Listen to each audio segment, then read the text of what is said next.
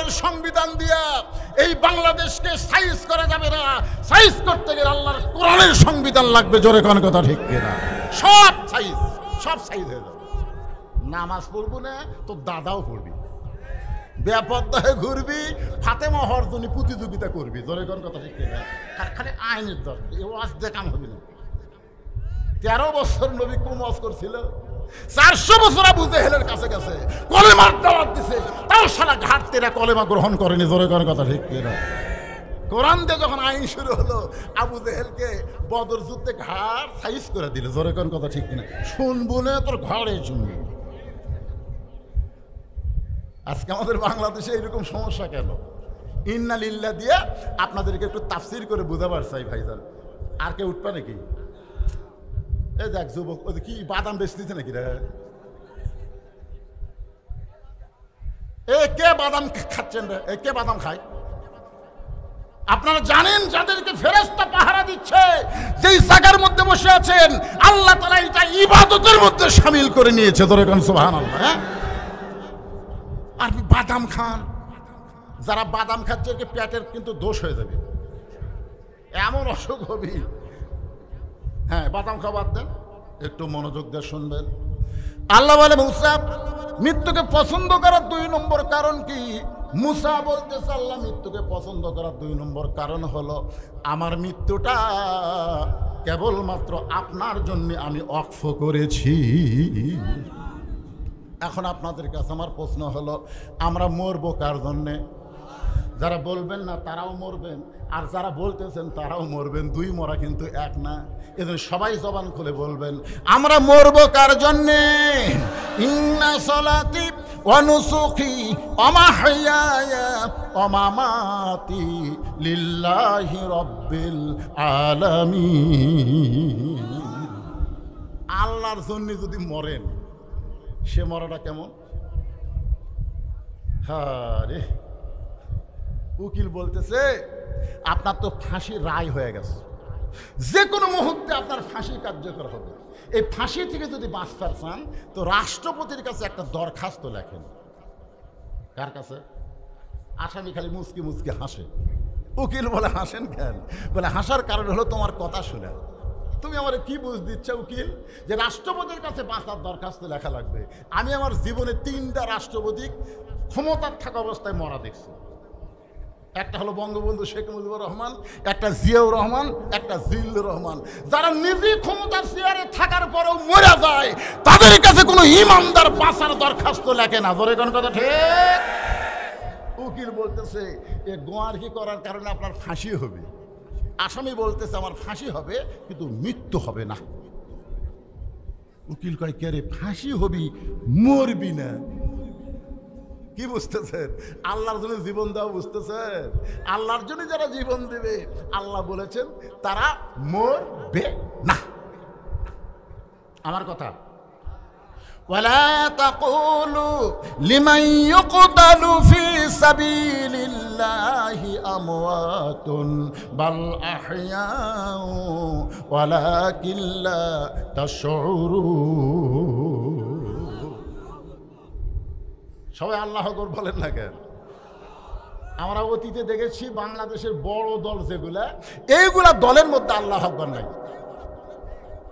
আওয়ামী লীগের যত মিছিল আপনারা দেখছেন, কোন মিছিলে আল্লাহ আকবার স্লোগান পাচ্ছেন? আর ইসলামী দলের মিছিলে শুরু কি দিয়ে? নারে তাকবীর। আর এই শালারা কি দিয়ে শুরু করে? এই বাংলা পিনাকি ভট্টাচার্য ইউটিউব চ্যানেল আপনারা দেখছেন, আজকাল জয় বাংলা করে দেবো। তখন কি বাংলা? জয় বাংলা মানে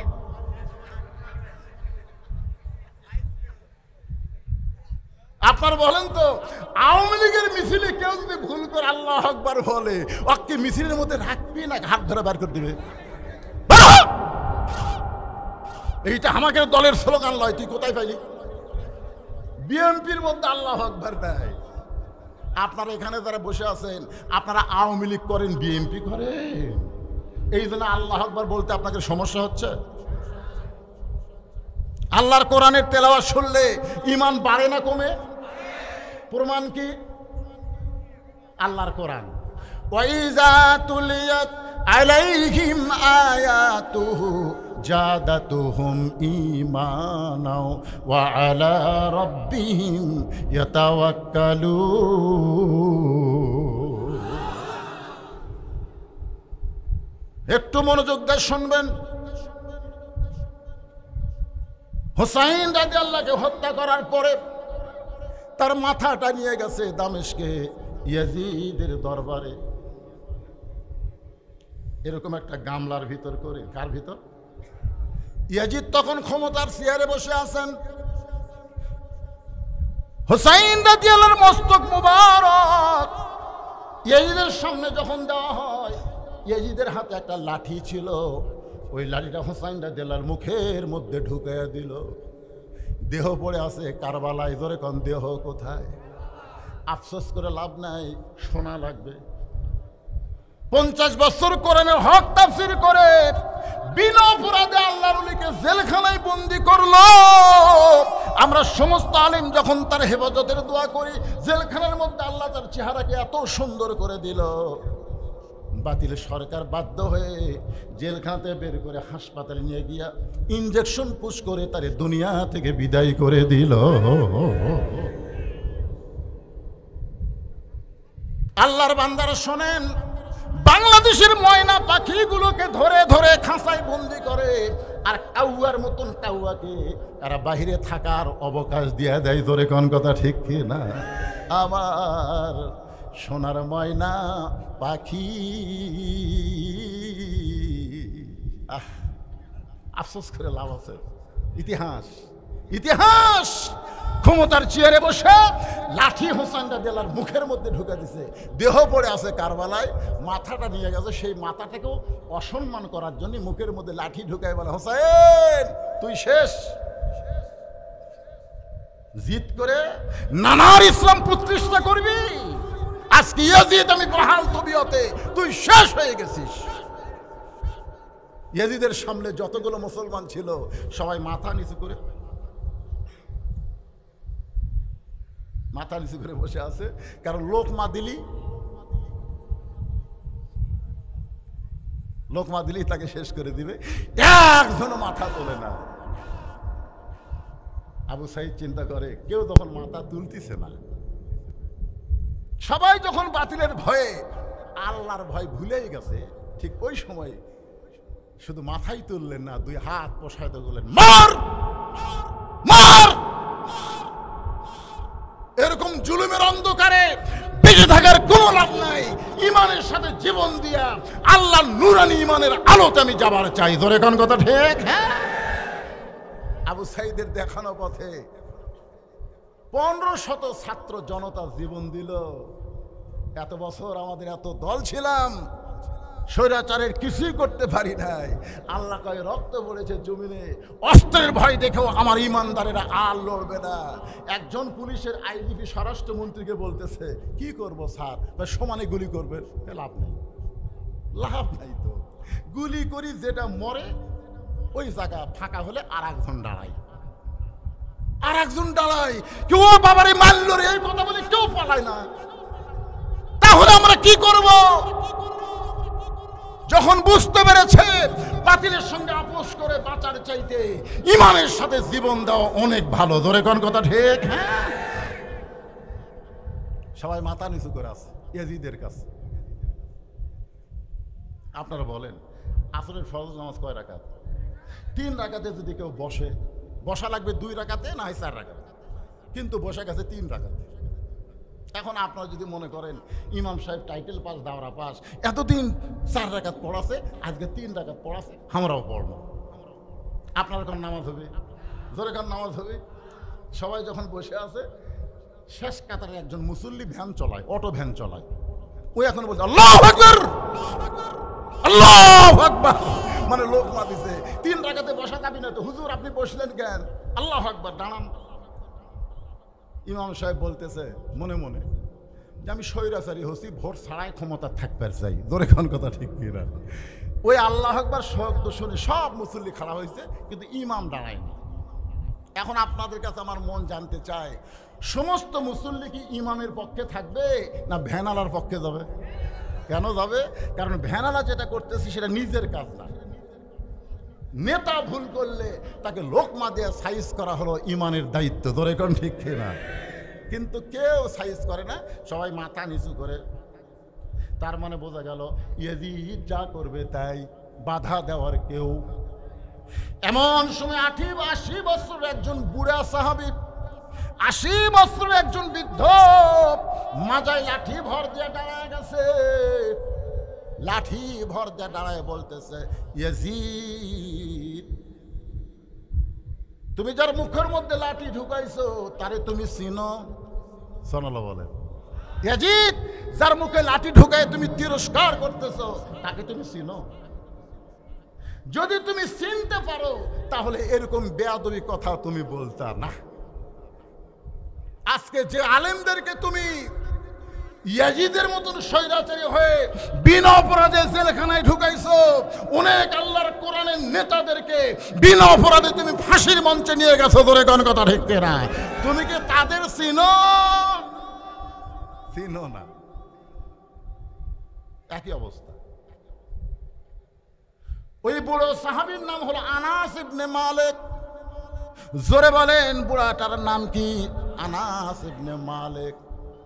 ঠিক মতো দাঁড়াবার পারে না, লাঠি ভর দিয়ে দাঁড়ায় বলতেছে, ইয়াজিদ তুমি যার মুখে লাঠি দিয়ে তিরস্কার করতেছ তারে কি তুমি চিনো? চিনো? আমি একাধারে 10 বছর আল্লাহর নবীর খাদেম ছিলাম। সুবহানাল্লাহ বলেন। ওই বুড়া সাহাবী বলতেছে, আমি একাধারে 10 বছর আল্লাহর নবীর খেদমত করেছি। নবী ফরজ নামাজগুলো মসজিদে জামাতের সঙ্গে আদায় করতেন, নিজে ইমামতি করতেন, আর সুন্নাত নফলগুলো আল্লাহর নবী বাড়িতে পড়ায় পছন্দ করতে। ফরজগুলো নবী কোথায় পড়তেন? জোরে বলেন কোথায়? মসজিদে। আর সুন্নাত নফলগুলো বাড়িতে পড়তেন। আল্লাহ রাসূল বলেছেন, বাড়িকে তোমরা ভূতের বাড়ি বানায়ো না। বাড়িকে মাঝে মধ্যে নামাজ পড়া দরকার আছে না? কোন নামাজ? ফরজ। আনাস ইবনে মালিক বলে, আল্লাহর নবী বাড়িতে নফল নামাজের নিয়ত করলেন। নবী রুকু করে যখন সিজদায় গেছে, এমন সময় ওই হোসাইন যার মুখে লাঠি ঢুকাইছো, ওই হোসাইন কোত্থেকে দৌড়ে এসে নানার পিঠে লাফ দিয়ে চড়ে বলতেছে, চল ঘোড়া চল, চল ঘোড়া চল। আমি আনাস আশ্চর্য হয়ে গেলাম। নবীর পিঠে চড়ে চল ঘোড়া বলতেছে। আমি হোসেনের বেয়াদবি দেখে আর সহ্য করতে পারলাম না। আমি আস্তে করে গিয়া নবীর পিঠ থেকে যখন হোসেনকে নামাবার চাই, এমন সময় আল্লাহ নবী নামাজ পড়া অবস্থায় আমাকে নিষেধ করলেন। কিছুক্ষণ পরে হোসাইন বলতেছে, যেই ঘোড়া চলে না এই ঘোড়ার পিঠে খামাকা বসে থেকে কি করব? যখন হোসাইন রাগ করে চলে গেছে, এমন সময় নবী নামাজ শেষ করে চোখের পানি নিয়ে আমি বললাম, নবী গো, এত বড় বেয়াদবি করতেছে, আমি পিঠ থেকে নামাবার চাইলাম, আপনি কেন নামাজ পড়া অবস্থায় নিষেধ করলেন? আল্লাহ নবী বলে, রে আনাস, তুমি কি জানো আমি হোসেনকে পিঠ থেকে নামাবার চাইছিলাম, কিন্তু নামাজের মালিক আল্লাহ বলে, হাবিব আপনি নবী যেমন হোসেনকে ভালোবাসেন, আমি আল্লাহ তেমন ভালোবাসি। আপনার ঘোড়া বানায় খেলতেছে, আমি আল্লাহর বড় ভালো লাগতেছে। যতক্ষণ আপনার পিঠে বসে থাকবে, আপনি সেজদা থেকে মাথা উঠাবেন না। ইয়াজিদ নবীরে ঘোড়া বানাইলে আল্লাহর ভালো লাগে, আর তার মুখে তুমি লাঠি ঢুকায় বলতেছো তুমি শেষ, তুমি শেষ। আল্লাহর নবী মসজিদ নববীর মধ্যে ওয়াজ করতেছেন। মসজিদ নববী, এই যুবকেরা, মেসি নেইমারের ভক্ত হস? হ্যাঁ, মেসি নেইমার রাত 3টা পর্যন্ত আর্জেন্টিনার খেলা দেখে, ফজর আজান শুনে ঘুমায় যায়। এরা মুসলমান। 3টা পর্যন্ত কার খেলা দেখে? মেসির খেলা দেখে। কোন দিক দিয়ে গোল দেয়, পরের দিন ওটাই আর কি টক শো। আর 3টার সময় সালাতো, 3টার সময় ঘুমায় যায়, সালাতো খায়ুর নাম শোনার পরে চেতন পায় না। ও কি মুসলমান? কথা বলেন, মুসলমান? লা সালাত লা দীনা, যার নামাজ নাই তার কোনো ধর্ম নাই। বাইনাল আবদি ওয়াল কুফরি তরকুস সালাত, বান্দার কাফেরের মধ্যে বিতর্ক করার জিনিস, তার নামই হলো নামাজ। এখন আপনারা বলেন হুজুর যৌবনকালে পড়তেছে না, বুড়া বয়সে পড়বে। ঘুষের চাকরি যতদিন করতো ততদিন তওবা করেনি, যেই চাকরি গেছে তখন আল্লাহর কাছে বলতেছে, আল্লাহ আজ থেকে আমি আর ঘুষ খাবো না, আল্লাহ আমি আর ঘুষ খাবো না। আল্লাহকে ইয়ার কি মারিস, যতদিন তোর ঘুষের চাকরি ছিল ততদিন তুই তওবা করিসনি, চাকরি গেছে আর তওবা করতেছিস। বুড়া বয়সে কাঁদতেছে আর বলতেছে, আল্লাহ আমি আর চুরি করব না, আমি আর চুরি করব না। আল্লাহ বলতে, তুই চুরি করে পারবো? সারা জীবন যৌবন শয়তানের দিয়ে বুড়া বয়সে শালা সিয়াল্লে মসজিদে গেছে, এরকম কিছু বুড়া আছে না নাই? কথা কন না কেন? হ্যাঁ, সারা বছর শয়তানি করেছে, এখন মসজিদে কাতার সোজা করে মুসল্লি নামাজ পড়বে, এইটাও পড়বা দিবি না, মাঝখানে এক চেয়ার বসায় দিছে। আপনারা জানেন নামাজের ভিতরে এবং বাইরে 13টা ফরজ, তার মধ্যে একটা ফরজ হলো দাঁড়িয়ে নামাজ পড়া। ধরে কোন কথা ঠিক কিনা? তুমি কত বড় মরদ হয়ে গেছো, চেয়ার নিয়ে আল্লাহর সামনে বসেছো। এই যে আমার ওয়াজ আছে, কোন মসজিদে কোনো চেয়ার থাকলে ওই চেয়ার কেউ যদি ভাঙবার পারে, একটা ওমরা হজের সওয়াব আল্লাহ তাকে দান করে দিবে। মান সাল্লাল্লাহু তাআলা আশ-শাহাদাতু বিসিদকিন বাল্লাগাহুল্লাহু মানাজিল আশ-শুহাদা ওয়া মাতা আলা ফিরাশিহি, রাওয়াহুল বুখারী কিতাবুল মাগাজি। জোরে বলেন মারহাবা। কি আপনাদের মসজিদে চেয়ার আছে? থাকলেই বুঝবেন কাতার শেষ। আল্লাহর বান্দার একটু মনোযোগ দিয়ে শুনবেন। নবী আমার সাহাবীদেরকে নিয়ে আলোচনা করতেছে। আনাস বলে, ইয়াজিদ, যার মুখে তুমি লাঠি ঢুকাইছো তাকে তুমি চিনো? সাইয়্যিদুশ শাবাবি আহলিল জান্নাহ, জান্নাতি যুবকদের সর্দার হবে দুইজন, একটা হলো হাসান আর একটা হলো হুসাইন। যুবকেরা একটু মনোযোগ দিয়ে শোনো। হাজার হাজার সাহাবী নবীর ওয়াজ শুনতেছে। সমস্ত সাহাবী যখন ওয়াজ শোনে তখন নবী ব্যাকুল হয়ে গেছে, কথা বলতেছে। এমন সময় কোত্থেকে হোসাইন দৌড়ে এসে মসজিদ নববীর মধ্যে ঢুকিয়ে বলতেছে, না না, অনেক সময় সাহাবীদেরকে দিছ, আর সাহাবীকে সময় দেওয়া যাবে না, এখন হব না না, আর আমি মাঝখানে অন্য কেউ থাকা চলবে। এমন সময় আবু বকর বলে, হুযায়ফা, এত দামি কথা নবী বলতেছে, এখন যদি হোসাইন নবীর ওয়াজটা বন্ধ করে দেয়, দামি কথা দেখে কিন্তু আমরা বঞ্চিত হব। কারণ নবী যেগুলো কথা বলে এগুলা নবী বলে না, এগুলা কে বলা হয়? মা ইয়ান্তিকু আনিল হাওয়া ইন হুয়া ইল্লা ওয়াহুন ইউহা। আল্লাহু আকবার। আমি কি কোরআনে আয়াত তেলাওয়াত করলাম না? হ্যাঁ, আপনার কিছুই দেখুন না। একটু মনোযোগ দিবেন। হুযায়ফাতুল ইয়ামিন দৌড়ে গিয়া হোসেনকে কোলের মধ্যে নিয়ে বলতেছে, বাবু, এখন তোমার নানা দামি দামি কথা বলতেছে, সেই কথা সাহাবীরা পাগলের মতো শুনতেছে, এখন তুমি নানার কাছে যাইও না। সঙ্গে সঙ্গে হোসেন বলে, রে নানার সাহাবীরা, আমার নানাকে চিনো বলে নানার দামি কথা শুনতেছো, আমাকে চিনো না বলে নানার কাছে আমাকে যাবার দিচ্ছ না।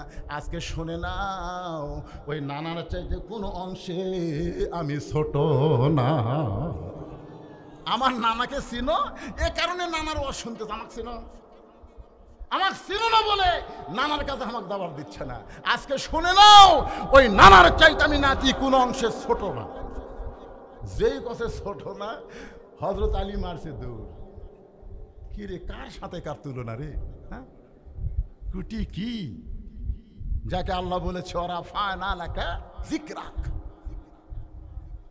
সে নবীর সঙ্গে আমার ছোট্ট হোসাইন তুলনা করে কাম তো সারছে। দৌড়ে হুযায়ফার কোল থেকে কাড়া নিয়ে মুখে একটা ঠাসি মারছে। এই পাগল, কার সাথে তুলনা করিস? মুখ থেকে যখন হাতটা টান দেয়, এমন সময় হোসেন বলে, রে নবীর সাহাবীরা, আগে একজন সাহাবীর কোল থেকে বলেছি নানার চাইতে কোনো অংশ আমি ছোট না, এখন বাবার কোল থেকে বলতেছি ওই নানার চাইতে আমি হোসেন অনেক বড়, কিন্তু আমারে তোমরা চিনো না। যেই কইছে অনেক বড়, সঙ্গে সঙ্গে ওমর ফারুক বলে, আলী, এত বড় বেয়াদবি আর সহ্য করতে পারি না, তোমার সন্তানকে তুমি সামাল দাও। আলী যখন হোসেনকে নিয়ে বাড়ির দিকে যাবার চায়, এমন সময় ইয়াতীম নবী আমার দাঁড়িয়ে বললেন, আলী রে, আমার কাছ থেকে আমার কলিজারে তুই আলাদা করিস না। যেই বলেছে আলী রে, আমার কাছ থেকে আমার কলিজারে তুই আলাদা করিস না, সঙ্গে সঙ্গে আলী যখন হোসেনকে ছাইড়া দেয়, হোসেন রক্ত মাখা মুখ নিয়ে এক দৌড়ে নানার কাছে এসে নানার গালে মুখে চুমা খায়ের বলে, নানা আপনাকে ছাড়া আমি বাঁচবো না। এদিকে কারবালার প্রান্তরে কেউ যখন হোসেনের সঙ্গে নাই, নানার ইসলামকে গালিব করার জন্যে ৭২ জন সঙ্গী নিয়ে নিজের জীবন আল্লাহ রাস্তায় কুরবানি দেয়। নানা নানা, আপনাকে আমি আমার জীবনের চাইতে ভালোবাসি নানা। নানা, অনেক সময় হলো আপনাকে পাচ্ছি না, তাই রাগ করে বলেছি নানার চাইতে কোন অংশে ছোট না। নবী বললেন, এ পর্যন্ত শোনা যাচ্ছিল, তুই যদি আমাকে ঘরের মধ্যে একলা বলতি আমি কিছুই বলতাম না, কিন্তু এতগুলো সাহাবীর সামনে এ কথা বলা ঠিক হলো? তুই ঘরের মধ্যে আমাকে বলতিস যে নানা আপনার চাইতে আমি বড়, আমি কিছুই মনে করতাম না, কিন্তু উমর যে খাবার খেপছে এখন তুই বলবি বলবি ঘরের মধ্যে কহ, এতগুলো সাহাবীর সামনে বলছিস, তুই কেমনে আমার চাইতে বড় হইলি? একটা বার সাহাবীদের সামনে একটু প্রমাণ কর। হুসাইন বলতেছে, না না রে, তোমার হোসেন ছোট্ট হবার পারে, কিন্তু হিসাব ছাড়া কথা কোনোদিন বলে না। ওমর ফারুক বলে, হোসাইন তুই ছোট্ট মানুষ, কি হিসাব? হুসাইন বলে, না না, তোমার আমার মধ্যে কথা হয় মাঝখানে ওমর মাথা মারে, কারণ কি? রাসূল বললেন, এজলিস ইয়া ওমর, ওমর তুমি বসো। হোসেন বলে, না না, আমার জীবনের ১ নম্বর হিসাব হলো আমার মা আর তোমার মা। বলো না না, বলো এই ২ জনের মধ্যে কার মা বড়? গভীর রাত্রে হযরত আলীকে বুকের মধ্যে নিয়ে ফাতেমা কাঁদতেছে। আলী বলে, ফাতেমা কান্দার কারণ কি? বলে, আল্লাহ পাক আমার দোয়া কবুল করেছে। আলী মুস্কি মুস্কি হাসে আর বলে, ফাতেমা, দোয়া কবুল হলে মানুষ আনন্দ করে, তুমি কান্দো কেন? বলে, স্বামী কি দোয়া করছে আপনি কি শুনবেন না? আলী বলে, কি দোয়া কবুল করছে আল্লাহ? বলে, আল্লাহ যেন আমাকে পর্দার মধ্যে মৃত্যু দেয়, এই পর্দার মধ্যে মৃত্যু হবে, এই দোয়া আল্লাহ কবুল করেছে। আলী হাসতেছে আর বলতেছে, পাগলি রে, সারা জীবন যে পর্দার মধ্যে থাকলো তাকে তো আল্লাহ পর্দার মধ্যেই মৃত্যু দেবে। ফাতেমা বলে, স্বামী, আমার মৃত্যু কখন হবে এইটা কি আপনি জানবেন না? আলী বলে, ফাতেমা, মৃত্যুর কথা কেউ কোনোদিন জানে না। ফাতেমা বলে, স্বামী, আল্লাহ পাক আমাকে জানাইছে আজকে গভীর রাত্রে ফাতেমার মৃত্যু হবে। গাছের গোড়া কাটলে গাছটা যেমন ঠাস করে পড়ে যায়, হযরত আলী পড়ে গেলেন তেমনি ঘরের মাঝায়। মা ফাতেমা মুস্কি মুস্কি হেসে স্বামীর মাথাটা উরাতের উপরে নিয়ে কপালে একটা চুম্বন দিয়া খান্দের বলে, স্বামী গো, এমন করে আপনি কাঁদবেন না, কারণ দুনিয়া থাকার জায়গা না, আসলে যাইতে হবে। এই দুনিয়া থাকার জায়গা, কথা কন না কেন, থাকার জায়গা? ওরে বাবা, কি দেখতেছেন? ৬ তলার ভিত দিছি ভাই, ৫ তলা হচ্ছে, এখনো ১ তলা রড বেড়ে আসছে।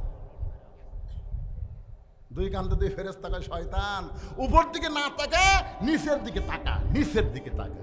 তুই যতই বিল্ডিং ৬ তলা ৭ তলা বানা, তোর ঠিকানা ৫ তলায় হবে না, তোর জায়গা হবে নিচতলায়। জোরে বলেন কথা ঠিক? নিচতলা মানে কি? কথা কয় না, একটু মনোযোগ দিয়ে শুনবেন। ফাতেমা বলে, স্বামী গো, আমি মরে যাওয়ার পর আমার ৩টা চাওয়া আপনাকে গ্রহণ করা লাগবে, ৩টা চাওয়া আপনাকে কবুল করা লাগবে। আলী কান্দার বলে, ফাতেমা, গরিব ছিলাম বলে দুনিয়াতে কিছুই চাইলা না, মরার পরে কি চাইবা ফাতেমা? বলে, ১ নম্বর চাওয়া হলো রাতের অন্ধকারে আমাকে দাফন করবেন, পর্দার মধ্যে মৃত্যুবরণ করব, দিনের বেলায় কবর দিবেন চলবে না, রাতের বেলায় আমাকে দাফন করবেন। আমার ২ নম্বর চাওয়া হলো আমার কোনো জানাজার ব্যবস্থা করবেন না। আলী বলে, ফাতেমা, হাজার হাজার মানুষ তোমার জন্য দোয়া করবে। ফাতেমা কত ভালো। ফাতেমা মুস্কি মুস্কি হাসের বলে, লক্ষ মানুষ যদি ফাতেমা বলে ভালো, আর আপনি যদি বলেন ভালো না, ফাতেমার ১ তিল পরিমাণ লাভ হবে না। আর দুনিয়ার তামাম মানুষ যদি বলে ফাতেমা খারাপ, আর আপনি যদি বলেন আমার বউ ফাতেমা ভালো, স্বামীর সার্টিফিকেট আল্লাহ ৮টা জান্নাতের দরজা খুলে দিবে। ওগো স্বামী, আমার 3 নম্বর চা হলো আমার লাশটা খাটনিতে তুলবেন না। কারণ একজন মেয়ের পর্দা কবর দেওয়া পর্যন্ত, মাটি দেওয়া পর্যন্ত, লাশটা খাটনিতে যখন তুলবেন 4 জন পুরুষ মানুষ ফাতেমার লাশ কাঁধে নিবে। এমন পুরুষ আমি ফাতেমা খুঁজে পাইলাম না। আমার বাবা যদি দুনিয়াতে থাকতো, মরা মেয়ের লাশের খাটনি বাবা কাঁধে নিবার পারতো। কিন্তু 6 মাস আগে আমার বাবা আমাকে ছেড়ে চলে গেছে। আমার হাসান হোসেন এত ছোট, মায়ের খাটনি কাঁধে নিবার পারবে না। তাই বাধ্য হয়ে আপনি একা জান্নাতুল বাকির পূর্ব কোণায় সবুজ রঙের একটা বাতি জ্বলতেছে, ওই বাতি বরাবর আমাকে দাফন করে দিবে। বাজান রে, একটু মনোযোগ দিবেন। আপনি যদি আমার কবর খুঁড়তে না পারেন, আপনার বন্ধু কেউ থাকলে তারে বলবেন কবর খুঁড়ে দিতে। আলীর বন্ধু আবু যর গিফারি কবর খুঁড়তে খুঁড়তে কবর থেকে যখন পালায় যায়, ফাতেমার লাশটা কবরে নিয়ে গিয়ে দাফন করার পরে আলী মাটি দিয়ে আল্লাহর কাছে বলতেছে, আল্লাহ আমার ফাতেমারে তুমি কবুল করে নাও। এই দোয়া করার পরে হযরত আলী তাকায় দেখে সামনে 5-6টা পুরাতন কবর দেখা যায়। এই মাত্র ফাতেমার কবর দিল, সেই নতুন কবর আর দেখার উপায় নাই। গোটা জান্নাতুল বাকি দৌড়ায় আর বলে, ফাতেমার কবর, আমার ফাতেমার কবর নিজের হাতে দিলাম, সেই কবর কোন জায়গায়? আমার ফাতেমার কবর আর কেন খুঁজে পাই না? কে যেন বলে, আলী ফাতেমা পর্দা নিশি, আমি আল্লাহ জোহরা ডিগ্রি দিয়া ফাতেমার কবরটাকে কিয়ামত পর্যন্ত পর্দা করে দিয়েছি। নবী কান্দের বলে, হোসেন রে, আমার মা আমিনা জান্নাত পাবে কি পাবে না সেই গ্যারান্টি আমি দিবার পারবো না।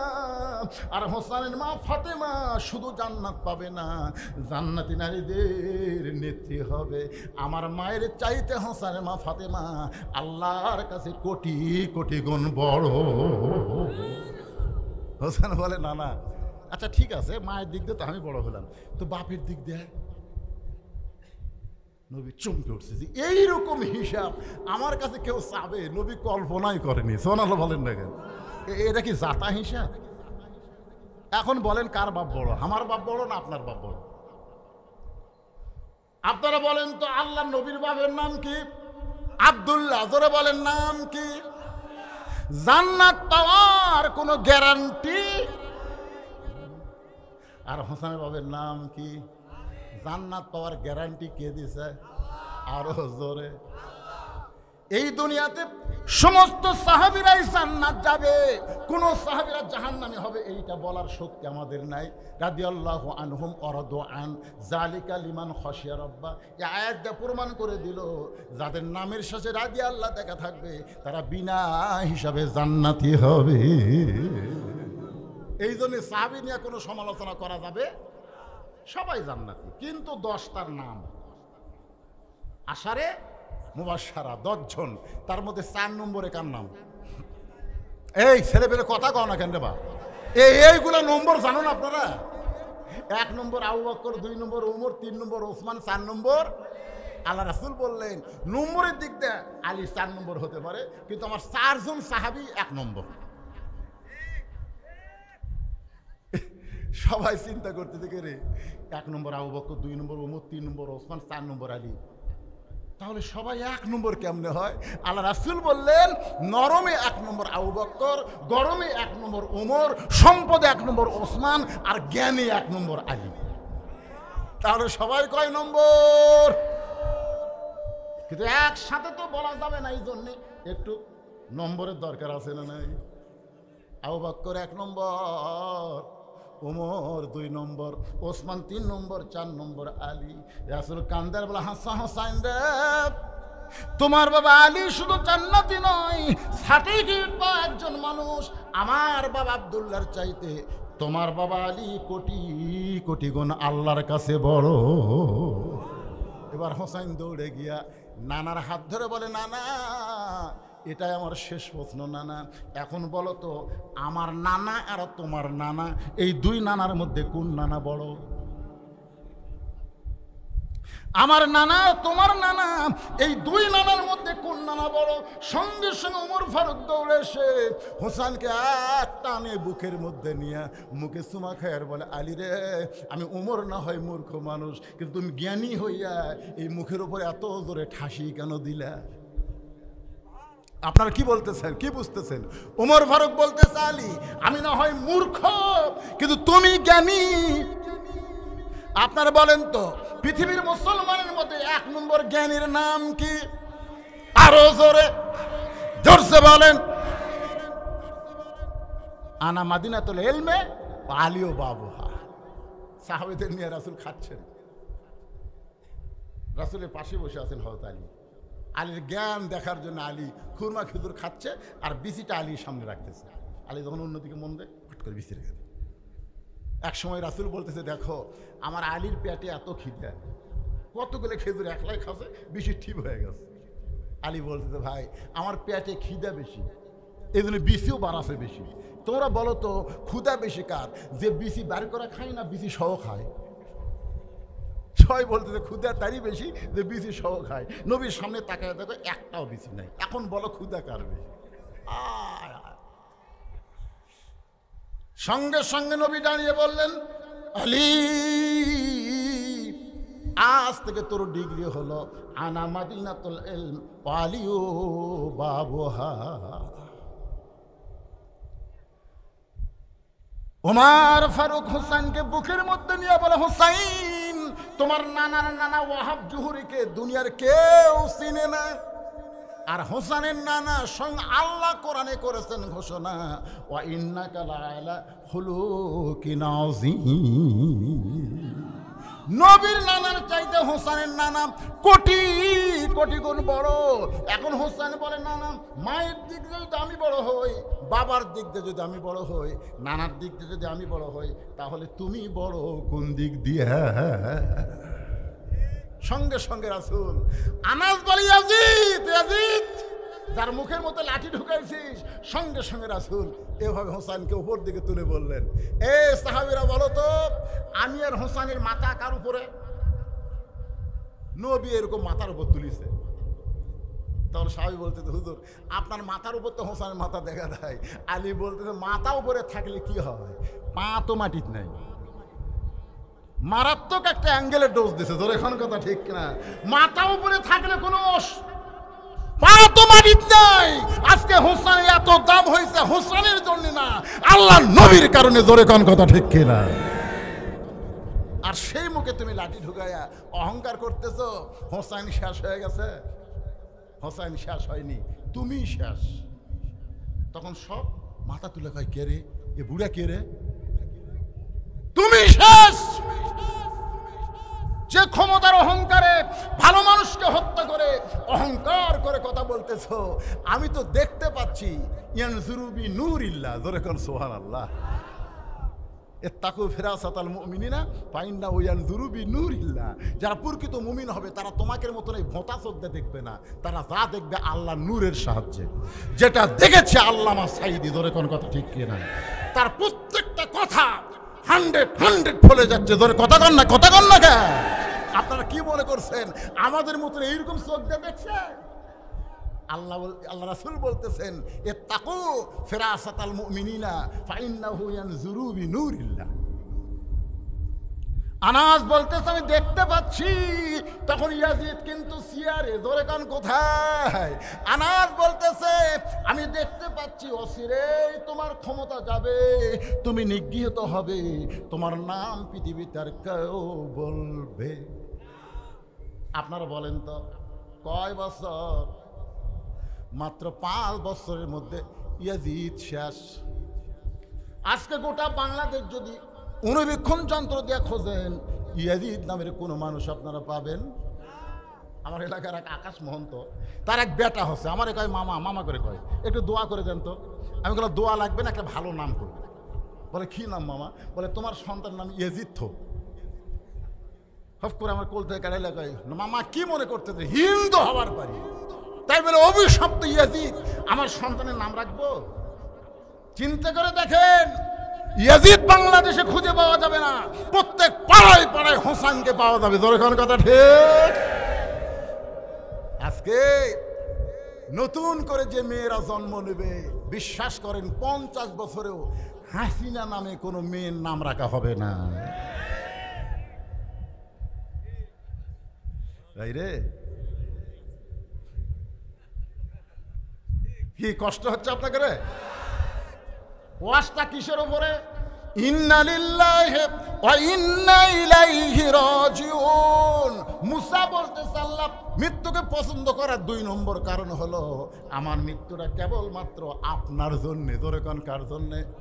আমার সামনে যারা ওয়াজ শুনতেছেন বসা এবং দাঁড়ায়া, আপনার সকলে 2 হাত তুলে বলবেন আমরা মরবো কার জন্য? আরো জোরে বলেন কার জন্য? মাশাআল্লাহ, হাত নামান। আল্লাহর জন্য যদি মরার প্রেম চিন্তা এবং ঈমান নিয়ে 2 হাত তুলবার পরে বিশ্বাস করেন এই বাংলাদেশে আর কোনোদিন জালেম চেয়ারে বসতে পারবে না। ধরে কোন কথা ঠিক?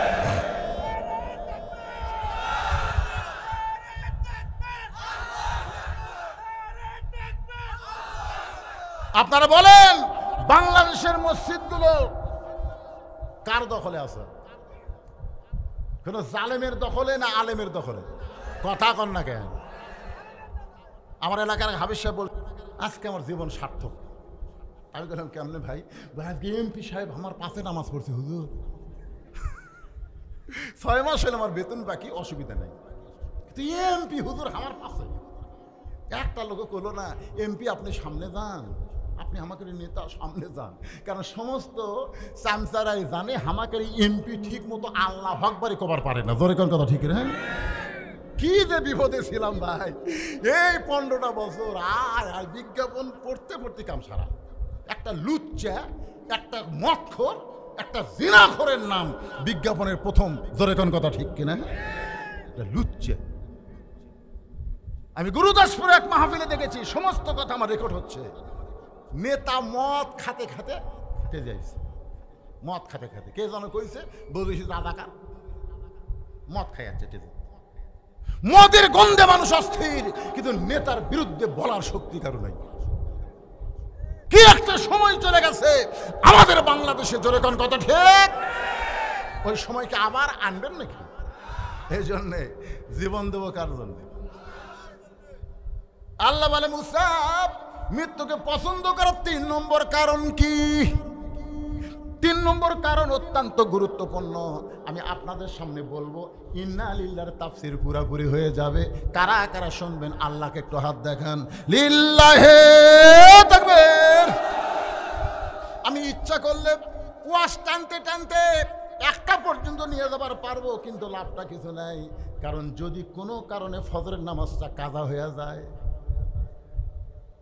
এজন্য কোরআনের পাখি আল্লামা সাইদি হুজুর কোনোদিন 12টা পর্যন্ত ওয়াজ করে নাই। তিনি উঠেছেন 8টার সময়, 10টার মধ্যে মোনাজাত হয়ে যেত। ধরে কোন ঠিক কি না? সাইদি হুজুরের ওয়াজ শুনে, আল্লামা সাইদির ওয়াজ শুনে ফজরের নামাজ নষ্ট হয়েছে এমন কোন শ্রোতা বলতে পারবে না। কিন্তু আমাদের মতন এই তেলতেলা বক্তার ওয়াজ শুনে বাড়ি যায়, কখন মুয়াজ্জিন আজান দেয়। আমার এলাকার এক মুয়াজ্জিন ওয়াজ শুনবার গেছিল, ওয়াজ শুনে আসে এমন ঘুমাতে ভাই, আজানের সময় মুয়াজ্জিনই চেতন পাইনি। যারা ওয়াজ শুনবার যায়নি তারা সব মসজিদে গেছে। তারা মসজিদে গেছে, কে রে মুয়াজ্জিন আসেনি কেন? মানে ওরকে প্রতিদিন উঠে উঠে একটা অভ্যাস হয়ে গেছে, আজান আর লাগ না, আজান ছাড়াই আর চেতন ভাই। উঠে মসজিদে যায় দেখে মুয়াজ্জিনই নাই।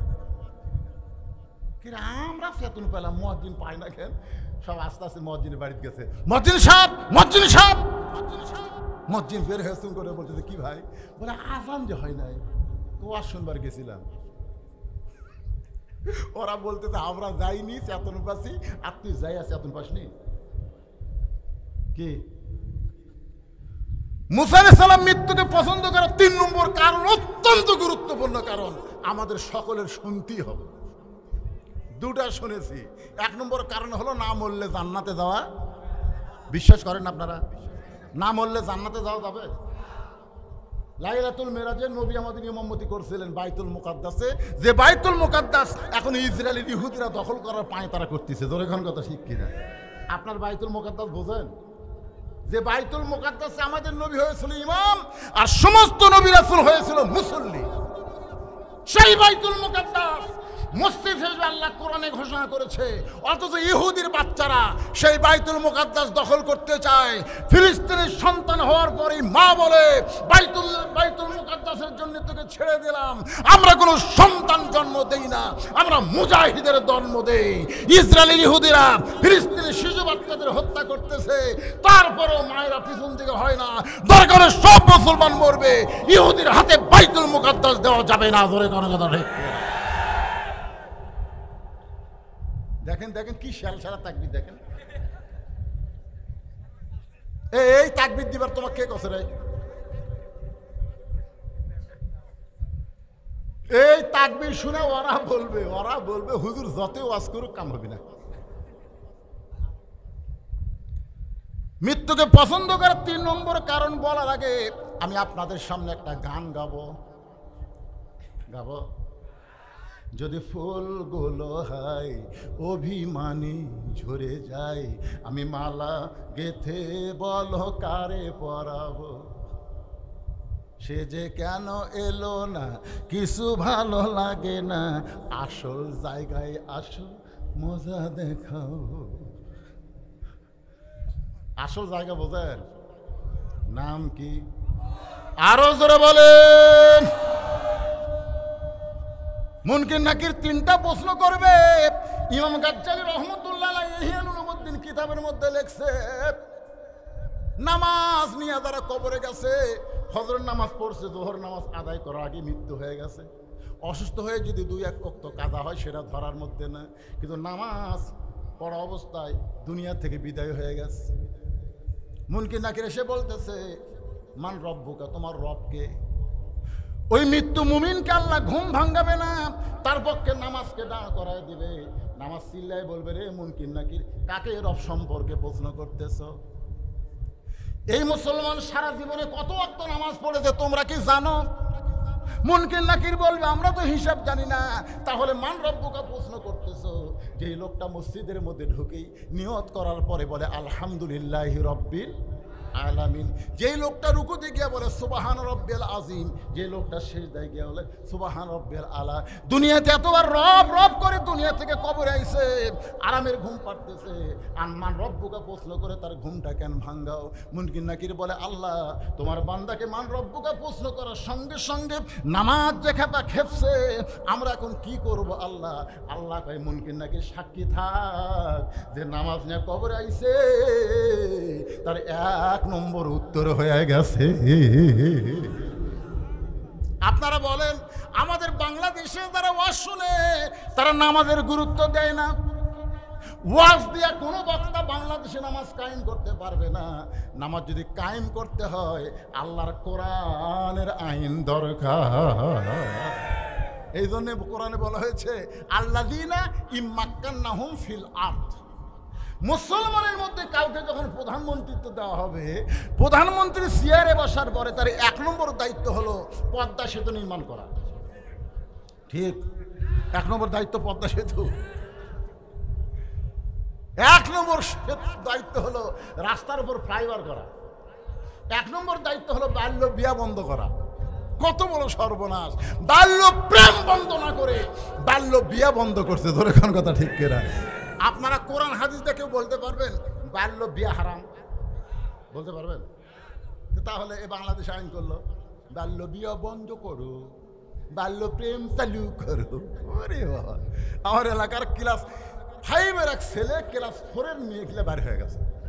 2 জনে কিছুই বোঝে না, মোবাইল চালাতে চালাতে লাইন হয়ে গেছে। আল্লাহর কোরআন দিয়ে যখন রাষ্ট্র চলবে, মাদক মুক্ত সমাজ বন্ধ করো, এইগুলো কাজ হতে পারে, তবে একটাও 1 নম্বর কাজ না। 1 নম্বর কাজ হলো আকামুস সালাত, নামাজ কায়েম করো।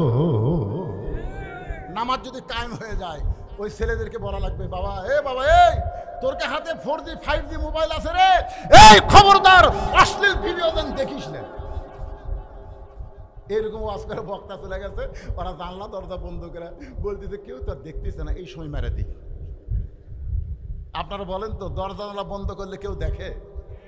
এই বিশ্বাস কখন হবে? ইন্না সালাতা তানহানিল ফাহশাই ওয়াল মুনকার, একমাত্র নামাজই পারে মানুষকে যাবতীয় অশ্লীলতা এবং ফাহিশা কাজ থেকে বিরত রাখতে। আপনারা বলেন তো, এশার নামাজ জামাতে আদায় করে ওই মুসল্লি কোনোদিন অশ্লীল ভিডিও দেখবে? এ কথা বল না কেন? যার কলিজার মধ্যে ফজরের নামাজ মসজিদে জামাতে আদায় করার নিয়ত আছে, সে কোনোদিন অন্যায় অপকর্ম করতে পারবে না। এজন্য বাংলাতে কোরআনের আইন যখন চালু হবে, 1 নম্বর দায়িত্ব হলো নামাজ কায়েমের বিল পাস করা লাগবে। জোরে কোন কথা ঠিক? 2 নম্বর হলো আতাউ যাকাত, যাকাত ভিত্তিক অর্থনীতি চালু করা লাগবে। আজকে আমাদের বাংলাদেশে যাকাত ভিত্তিক অর্থনীতি যখন চালু হবে, তখন কোনো গরিব মানুষ ধনীর বাড়ি যাওয়া লাগবে না, বরং ধনীরা, এই কথাটা মনোযোগ দিয়ে শোনেন, ধনীরাই গরিবের বাড়ি যাবে। কিন্তু গরিবেরা 5 ওয়াক্ত নামাজ জামাতে পড়ার কারণে ইয়াকা নাবুদু ওয়া ইয়াকা নাস্তাইন, ইবাদত করি কার? সাহায্য চাবো তার কাছে। 1 ব্যাগ টাকা নিয়ে গরিবের দরজা গিয়ে বলতে, ভাই আমার শতকরা 2.5 টাকা তোর, হিসাব করে 1 ব্যাগ টাকা হচ্ছে, যাকাতে টাকা লে। তখন বলতেছে, রে 5 ওয়াক্ত নামাজ পড়ি, তোর যাকাতের টাকা নেওয়ার জন্য। আমার এলাকার এক হাজী সাহেব সারা জীবন রোজা রাখছে, কিন্তু কারো বাড়িতে ইফতার করে যায় না। সবাই বলে, হুজুর হাজী সাহেব দাওয়াত দিয়ে ইফতার যায় না। আমি কোনো হাজী সাহেব যান না কেন? বলে, হুজুর এত কষ্ট করে রোজা থাকে, পাক রোজার সব দেবো, দরকার হলে পানি খেজুর দিয়ে ইফতার করবো। হুজুর ওর বাড়ির যে আমি রোজা দিয়ে ইফতার করে পারবো না। আসলে কে বুঝাইছে আল্লাহ ভালো করে, কারো বাড়িতে ইফতার করা যায় না। না খায় থাকবো রে, তোর যাকাতের টাকা নিব না রে। আর এক বাড়ির যায়, দরজা বন্ধ করে দেয়। 1 ব্যাগ টাকা 7 দিন ঘুরিছে। এখন ধনী কান্দার, আল্লাহ আমার গরিব করে দাও, আমার গরিব করে দাও। কি আইন চালু হলো, আমার ঘুরতি মাজা শেষ। লোকালয়ের মধ্যে যখন গরিব পাওয়া যায় নাই, মরুভূমির মধ্যে 1 ব্যাগ টাকা নিয়ে লোকটা গরিব খুঁজতেছে, হঠাৎ দেখতে পায় বস্তা মাথায় দিয়া গাছের ছায় একজন ঘুম পাড়তেছে। বিয়াগলা মনে করছে গরিব পাইছে, আসসালামু আলাইকুম। বস্তালা লাভ দেওয়া কয় আলহামদুলিল্লাহ। বিয়াগলা কয়, কে ভাই তোমারে সালাম দিলাম। ওয়ালাইকুম আসসালাম না বলে আলহামদুলিল্লাহ কেন? বলে 1 বস্তা টাকা নিয়ে 15 দিন ঘুরতেছি, এখনো গরিব পাই নাই। তোরে গরিব মনে করে আল্লাহর শুকরিয়া আদায় করলাম। টাকার বস্তালে উনি কয় ব্যাগলে, আমি ঘুরছি 7 দিন, তুই ঘুরলি 15 দিন, তাহলে গরিব গেল কোন জায়গায়? যাকাত ভিত্তিক অর্থনীতি যখন চালু হবে, ওই দেশের জন্য আল্লাহ গজবের দরজা বন্ধ করে রহমত আর বরকতের দরজা খুলে দিবে। লোকটা সুদ খায়, কিন্তু 2টা নবীর নাম লে বসে আছে। আমি এটা 2005-6 সালে ডক্টর ইউনূসের বিরুদ্ধে একটা ওয়াজ করছিলাম। সে ওয়াজে এখন ধরা পড়ছে। আমি কোনোদিন কল্পনা করিনি যে এই ইউনূস খালি সরকার হচ্ছে। এক সাংবাদিক বলতেছে, প্রধানমন্ত্রী, সাবেক প্রধানমন্ত্রী হাসিনা কি আপনি মহাবিপদে আছেন, কোন দোয়া পড়তেছেন? হায় হায় রে, এমন এক দোয়া, বিপদের দোয়া, নামটাও ইউনূস। 2টা নবীর নাম নিয়ে বসে আছে। 2টা নবী, একটা হলো মুহাম্মদ সাল্লাল্লাহু আলাইহি সাল্লাম, আর একটা হলো ইউনূস, মুহাম্মদ ইউনূস। ইউনূস নবীরে খাইলো মাছেতে গিলিয়া, ইউনূস নবীরে খাইলো মাছেতে গিলিয়া, ফেরেশতা পাঠাইলো আল্লাহ ইসমে আজম দিয়া, দমে দমে সে হরদম পড়ে সে ইসমে আজম। মাছের উদর হইতে আল্লাহ বাঁচাইলো প্রাণ। সবাই বলেন আল্লাহু আল্লাহু, তুমি জাল্লে জালালুহু, শেষ করা তো যাই না গে তোমার গুণগান। আল্লাহু আকবার।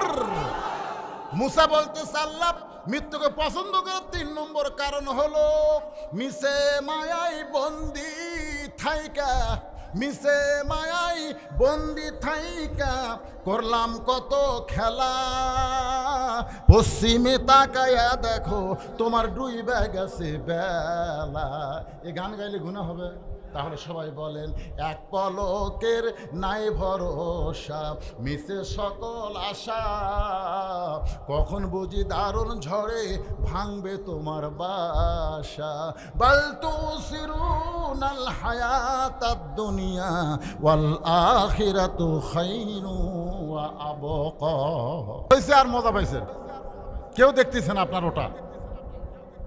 আমার কলজা ভরে গেছে। আমি বুঝতে পারছি ফ্যান যখন বন্ধ হচ্ছে আপনারা কত গরমের মধ্যে চাপাচাপি করে বসে আছেন। আল্লাহ আজকে কোরআনের তাফসীর শুনতে এসে, ইন্নালিল্লাহর তাফসীর শুনতে এসে যে শরীর ঘামে গেল, ওই শরীরের জন্য তুমি জাহান্নামের আগুন হারাম করে দাও। ধরে বলে আমিন। আল্লাহ পারে কি পারে না?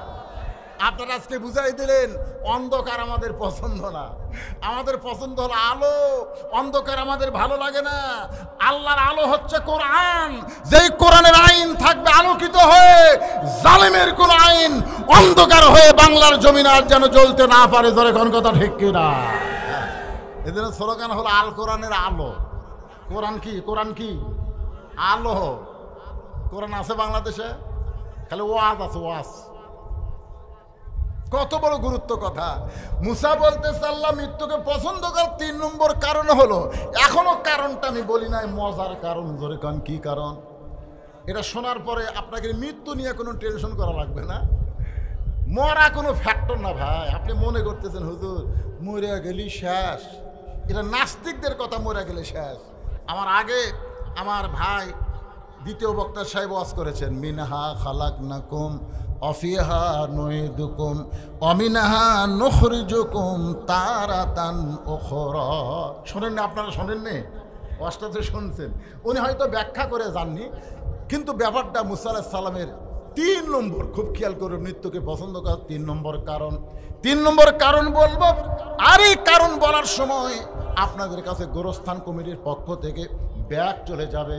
জীবনের শেষ দান মনে করবেন, এটাই আমার জীবনের শেষ দান। এই মনে করে ব্যাগের মধ্যে যে যা পারবেন আল্লাহর হস্তে আপনারা দিবেন। 10 পারেন, 20 পারেন, 50 পারেন, 100 পারেন, আল্লাহর হস্তে দিবেন। আমার মা বোনেরা যারা পর্দার অন্তরে আছে তাদেরকেও বলবো, মা আল্লাহ যেন ফাতেমার সঙ্গে আপনাদেরকে জান্নাত দেয়। সেই ফাতেমা পর্দা নিশি মতো আল্লাহ কবুল করে নেয়। আপনারাও আল্লাহর হস্তে দিবেন। আসলে যাইতে হবে, বিশ্বাস করে দিবে। জীবনের শেষ দান মনে করে ওই ব্যাগ নিয়ে আপনাদের মধ্যে ঢুকছে ব্যাগ নিয়ে ঢুকছে। এই ব্যাগ কোথায়? একজনও দেখা যায় না। ব্যাগ আল্লাহরা কোথায় চলে গেছে? ব্যাগের আদায় শেষ। কোথায় কোথায়? একজনকেও তো দেখা যায় না ভাই। হ্যাঁ না না, তখন এত মানুষ ছিল না, হয়তো পিছন দিকে যাক। এ ব্যাগালা ভাইরা কোথায় রে? একজনও হাত তুলে দেখায় না রে। বাহ, এই একটা, এটি একটা। ভিতরে ঢোকেন। এরা উঠে কেন? এরা উঠে কেন? যারাই উঠবে এই সময় 3 নম্বর কারণ না শোনা যারা উঠবে, প্যারালাইসিস ব্যারাম বোঝেন। এখন আপনারা হাত তুলে বলছেন শুনবো, লিমা তাকুলু মা লা তাফালুন। কথার সাথে কাজের মিল নাই। এরা কি কথা কয় না? আপনারা কোরআন বাংলাদেশে চালু হোক, আপনারা তো চাবেন না। এমনি এমনি বক্তার তালে হাত তুলছেন নাকি? এই হাত যারা তুললেন, মুসা আলাইহিস সালামের মৃত্যুকে পছন্দ করার 3 নম্বর কারণ শুনবো, আর না শুনে আপনি চলে যাচ্ছেন। তার মানে আপনারা কি মনে করছেন সারা রাত ওয়াজ হবে? কারেন্ট চলে গেছে, সিগন্যাল দিয়েছে। কারণ যেই কারেন্ট চলে গেছে আমি ঘড়ির দিকে দিকে কাটায় 12। তার মানে বোঝা গেল 12টার পরে তারিখ পরিবর্তন হয়। বক্তা যে তারিখে দাওয়াত নিছে ওই তারিখে ওয়াজ করবে, অন্য তারিখে কি যাবি? এই মনে করে কারেন্ট টান দিছে। কিন্তু আমি যে বেহা বক্তা, তোরে কোন কি বক্তা? বেহা বোঝেন না, এই তারিখ বোঝে না। 12টার পরে কয় তারিখ? ধরে কোন কয় তারিখ? 1 তারিখ, 31 তারিখ। ধরে বলেন কয় তারিখ? আমি তারিখ দাওয়াত দিয়েছি 30 তারিখে, 31 তারিখ হয়ে গেছে। তারপরেও বলতেছি, মুসা বলতেছে আল্লাহ মৃত্যুকে পছন্দ করার কারণ হলো দুনিয়ার জীবন হলো ক্ষণস্থায়ী, আর আখেরাতের জীবন হলো চিরস্থায়ী। ভাই আপনারা এই কথাটা গুরুত্ব দিয়ে শুনতেছেন না। আপনারা বলেন যে দুনিয়াতে আছেন, এই দুনিয়ার জীবন কি? ক্ষণস্থায়ী। জোরে বলেন কি? মরার পরে যেই জীবন আল্লাহ আমাদেরকে দিবে এই জীবন কি? তা আপনাদের কাছে কোনটা ভালো লাগে, ক্ষণস্থায়ী না চিরস্থায়ী? হ্যাঁ, যে বাড়ি বানাচ্ছেন, যে আপনার চাল চলন, আপনার ক্ষণস্থায়ী জীবন ভালো লাগে না, এ কথা মুখ দিয়ে বললে হবে না, কাজে কর্মে প্রমাণ করতেছে আপনার যাওয়ার কথাই মনে নাই। জোরে কোন ঠিক? মুসা বলতেছে আল্লাহ দুনিয়ার জীবন হলো ক্ষণস্থায়ী, আখিরাত হলো চিরস্থায়ী। মৃত্যুকে পছন্দ করার কারণ হলো ক্ষণস্থায়ী জীবন থেকে চিরস্থায়ী জীবনে আমি চলে যাব। আজকে এই মাহফিলে যারা আলোচনা শুনলাম, কোন বনেরই পাখি তুমি, মহিলাদের কাছেও ব্যাগ গেছে, আমার মা বোনের আল্লাহর হস্তে দান করবেন। মা মেয়েদের মন নরম, যাদের বাপ মা কবরে গেছে, বাপ মা রোহের মাগফিরাতে আল্লাহর হস্তে দিবেন। একজন বলতে যে হুজুর ব্যাগের কাম হয়ে গেছে। আপনারা বলেন তো ব্যাংকে কি টাকা আপনারা একবার থন না বারবার থন? বারবার কেন থন? কোন যতবার টাকা ব্যাংকে রাখবো ততবার টাকা রাখার কারণে আমার টাকা বেড়ে যাবে। আপনি দান যত করবেন আল্লাহ আপনার নামে জান্নাতের ব্যাংকে একটা অ্যাকাউন্ট খুলে দেবে, যত দিবেন ওই অ্যাকাউন্টে আল্লাহ দিয়ে দেবে।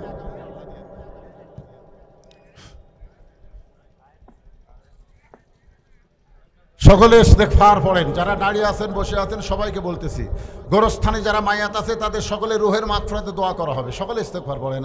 আস্তাগফিরুল্লাহ আল্লাযী লা ইলাহা ইল্লা হুয়াল হাইয়ুল কাইয়্যুম ওয়া আতুবু ইলাইহি লা হাওলা ওয়ালা কুওয়াতা ইল্লা বিল্লাহিল আলিয়্যিল আযীম। আল্লাহুম্মা সাল্লি আলা মুহাম্মদ। সবার জন্য আমার ভাইজান এতবার আমার বাড়ির কাছে এই মাহফিলের জন্য আল্লাহ কবুল করেনি, এবারেকের সময় মতো কবুল করছে। এর আগে হয়তো আমি আসতাম তেল তেলা মারে দিয়ে চলে যেতাম, তোর এখন ঠিক না, আমাকে এদিক সেদিক তাকায় ওয়াজ করা লাগতো। আল্লাহ কয় না রে, তোর সাদুল্লাহপুর স্কুল ফিল্ডে, স্কুল না এটা, স্কুল ফিল্ডে স্বাধীনতার পর ওয়াজ কবুল করা হবে। তোর এখন কথা ঠিক না? মাশাআল্লাহ, যে গরম আর মশান নিয়ে আজকে মারছি, এটা আমি ওই সময় মারতে পারতাম? তাহলে কামটাকে আল্লাহ খারাপ করছে না ভালো করছে? ভালো করছে। তবে সমস্যা হলো আগামীতে যখন আবার মাহফিল করবেন, আমার ভাইকে বলবো, গোরস্থান কমিটির সবাইকে বলবো, মাহফিলটা আপনারা একটু শীতকালে করবেন।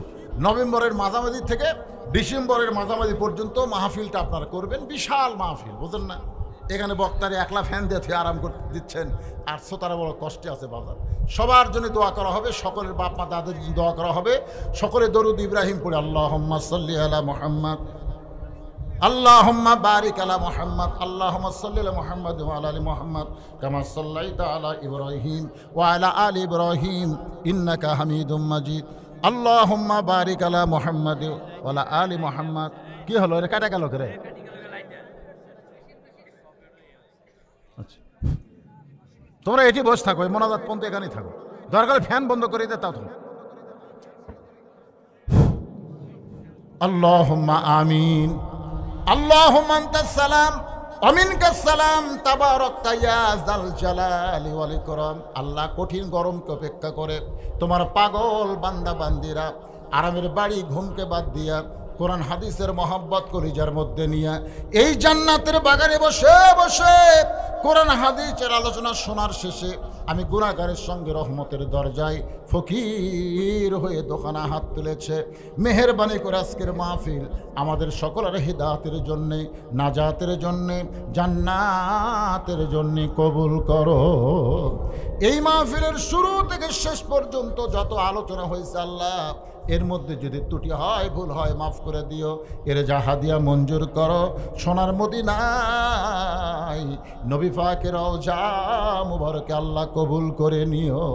তামাম আম্বিয়ায়ে কেরাম, আসহাবে কেরাম, তাবিনী কেরাম, তাবা তাবিনী কেরাম, তামাম পৃথিবীর মাটির নিচে যত মুমিন মুমিনা শুয়ে আছে আল্লাহ, সকলের আরওয়াহ ও হাদিয়া কবুল করো। আল্লাহ, যে কবরস্থানকে উল্লেখ করে আজকের এই জান্নাতের বাগান লাগছে, এই গোরস্থানের ভিতরে আমাকে যে ভাই দাওয়াত দিয়েছে তার বাপ মা দুইজনই কবরস্থ হয়েছে। আল্লাহ, অনেকের মা নাই বাবা নাই, কবরে চলে গেছে। আল্লাহ মেহেরবানি করে এই গোরস্থানে যত মুর্দা শাহীদ আছে আল্লাহ, সকলের কবরকে জান্নাতের টুকরা কবুল করে নাও।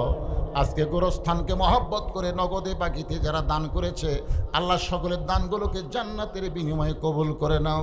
এই গোরস্থান কমিটির সম্মানিত সভাপতি, আল্লাহ সহসভাপতি, এই গোরস্থান কমিটির সেক্রেটারি, কেশিয়ার সদস্য যারা, আল্লাহ সকলকেই জান্নাতি কবুল করো।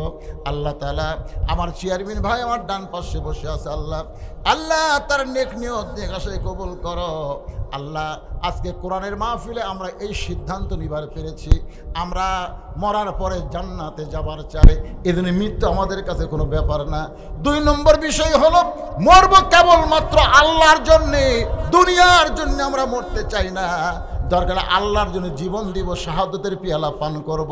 আল্লাহ মৃত্যুকে পছন্দ করার 3 নম্বর কারণ হলো ক্ষণস্থায়ী দুনিয়ার প্রতি আমাদের কোনো মায়া নাই, চিরস্থায়ী আখিরাতকে আমরা সুন্দরভাবে গ্রহণ করতে চাই। সকলে বলি আল্লাহুম্মা আমিন। ভাইজান, এই 2টা হাতের দিকে তাকায় দেখেন, এই 2টা হাত দিয়ে কত কবরে মাটি দিয়েছেন মনে আছে আপনার? এই 2 হাত দিয়ে কত লাশ অন্ধকার কবরে নামায় দিছি। আল্লাহ গো, একদিন আমরা সবাই মরে যাব, কবে মরবো কখন মরবো আমরা জানি না। আল্লাহ কবরের পাথেও জোগাড় করে ইমানের সাথে ইজ্জতের সাথে দুনিয়া থেকে যেন বিদায় নিতে পারি। আল্লাহ তুমি কবুল করো। আল্লাহ যুবকদেরকে, এই যুবকেরা বাবা, এই যুবকদেরকে আল্লাহ 5 ওয়াক্ত নামাজি কবুল করো। কিশোরদেরকে মোবাইলের ভয়ানক বিপদ থেকে আল্লাহ তুমি হেফাজত করো। আল্লাহ গো, আমার মা বোনদেরকে পর্দার মধ্যে কবুল করো। কে কোন নিয়ত নিয়ে হাত তুলেছে আল্লাহ তার নেক নিয়ত দিয়ে আশাকে তুমি কবুল করে নাও। আল্লাহ আগামীতে যে কোরআনের আলোচনা শুনলাম, সে কোরআনের বাংলাদেশ যেন আমরা দেখে মরতে পারি, আল্লাহ সে তৌফিক দান করে দাও। কোরআনের পাখি জেলখানার মধ্যে যখন ছিল তখন আমরা দোয়া করতাম, আল্লাহ কোরআনের পাখি রে তুমি হেফাজত করো। মোনাজাতের পর একজন আমাকে বলে, হুজুর এ কোরআনের পাখি কে, তার নামটা বলেন না কেন? আমরা তখন বলতাম, নাম বললে আর মা ফিল করতে দিবে না। আল্লাহ গো, 50 বছর যিনি কোরআনের তাফসীর করেছে তার নামটা নিতে আমরা ভয় করেছি। স্বৈরাচার পতন হয়ে গেছে, ইয়াজিদের শাসন আর নাই। আবু সাইদের রক্তমাখা দেহ মাটিতে যখন লুটিয়ে পড়ল, আল্লাহ মুগ্ধ, পানি পানি বলে যখন বীর ডাক দিল, আল্লাহ 1,500-এর বেশি ছাত্র জনতা রক্ত দিয়া স্বৈরাচার মুক্ত একটা দেশ আমাদেরকে দিয়ে গেছে। মাবুদ, তোমার কোরআন যে কত সুন্দর, যতদিন কোরআনের সমাজ না দেখব আমরা কোরআনের মূল্যায়ন করতে পারবো না। আল্লাহ আমরা সৎ মানুষকে, ভালো মানুষকে, কোরআনের নেতাদেরকে আমরা সামনে দেখতে চাই। আল্লাহ আমাদের সকলের জন্য দেখাটা কবুল করে নাও। সুবহান রাব্বিকা রাব্বিল ইজ্জাতি আম্মা ইয়াসিফুন ওয়া সালামুন আলাল মুরসালিন আলহামদুলিল্লাহি রাব্বিল আলামিন। ওয়াজাল আখিরাতে কালিমাতুনা, সকলে পড়েন লা ইলাহা ইল্লাল্লাহু মুহাম্মাদুর রাসূলুল্লাহ সাল্লাল্লাহু আলাইহি সাল্লাম।